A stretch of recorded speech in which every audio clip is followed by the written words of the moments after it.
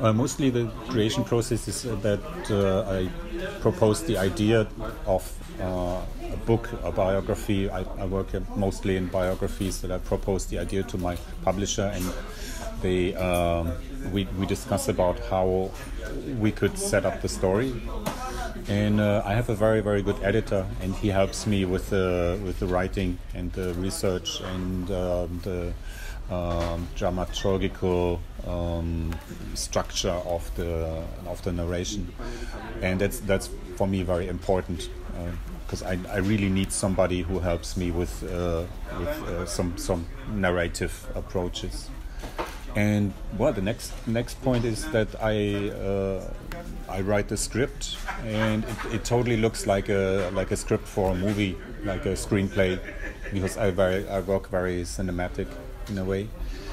And then I try to turn this script into a layout.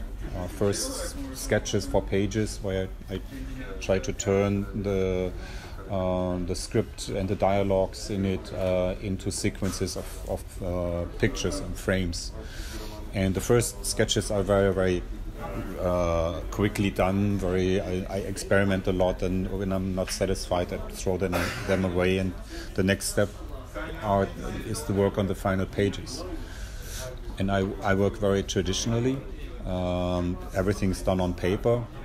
So I have an iPad, and I have the program, but I don't use it. I do everything with ink and brush. That's my favorite kind of work material. Yeah, well, I kind of gone the hard way. Let's say I studied graphic design and illustration, and during my studies I discovered the work of experimental American and English comic artists like Dave McKean, and I wanted to work in that direction. And everybody was very enthusiastic about my first works, and I found a publisher while I was still studying, and they made a really, really nice book, and it sold okay, so it was just like a jump start into the comic scene.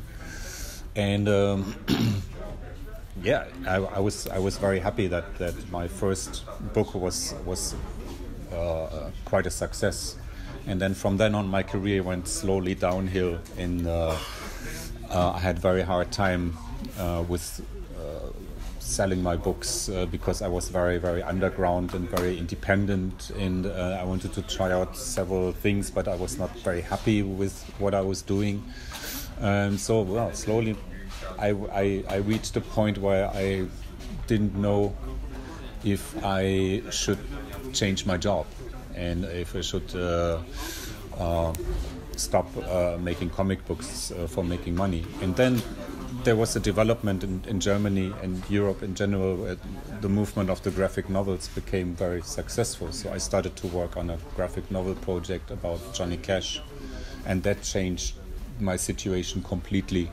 It was a very, very good seller, and it put me into the front row of German illustrators. And from then on, I was very happy with my publishing house. My publishing house Carlsen in Germany, they always supported me. They always liked every idea that I proposed to them, and so far we made lots of really, really cool books, and I'm happy to say that most of them sold really good.